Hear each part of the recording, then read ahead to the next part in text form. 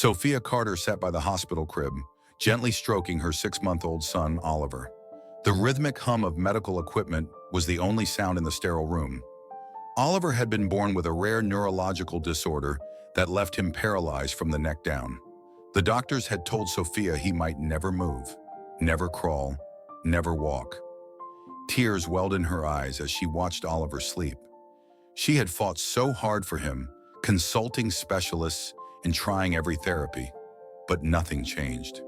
Every mother dreams of seeing her child take their first steps, but for Sophia, even the tiniest twitch of Oliver's fingers would be a miracle. Her husband, Mark, worked long hours to pay for the mounting medical bills, leaving Sophia alone most of the time. She clung to hope, but some nights the weight of despair was unbearable. Then came Max. Max was a golden retriever puppy, an impulsive gift from Mark, who had hoped a furry friend might bring some joy into Sophia's life. At first she was hesitant. How could she care for a puppy while tending to Oliver? But Max seemed to understand. He didn't demand attention. Instead, he sat by Oliver's crib for hours, his golden eyes filled with quiet companionship. Every night, Max would curl up beside Oliver, his warm body offering comfort to the baby who could not reach out for it himself. One stormy evening, a fierce thunderclap shook the house, jolting Sophia awake. The power flickered as she rushed to Oliver's crib, her heart pounding. She gasped at the sight before her. Max stood on his hind legs, his front paws resting gently on Oliver's tiny chest. In his sleep, Oliver stirred, a peaceful expression on his face. Then something unimaginable happened. Oliver's fingers twitched. Sophia held her breath, afraid to blink, fearing it was just a trick of the dim light. Max let out a soft whine and nudged Oliver's cheek with his nose.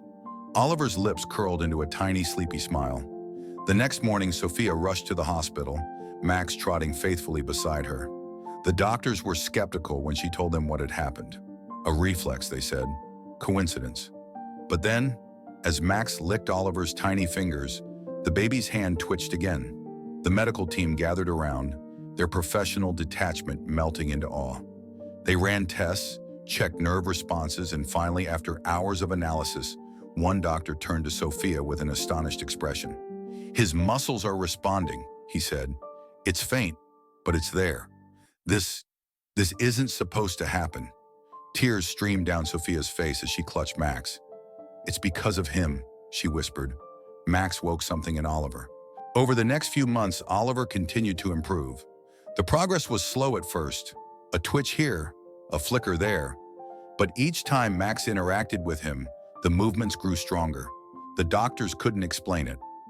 Max refused to leave Oliver's side, and every time he played with the baby, tiny signs of progress followed.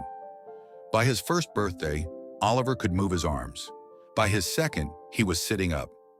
Against all odds, by the time Oliver turned 3, he took his first wobbly steps toward Max. The hospital staff called it a medical anomaly. Sophia called it a miracle.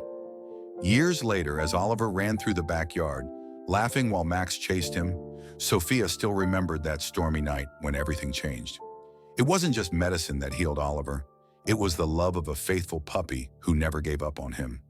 Sometimes the most extraordinary healers come in the smallest, furriest packages.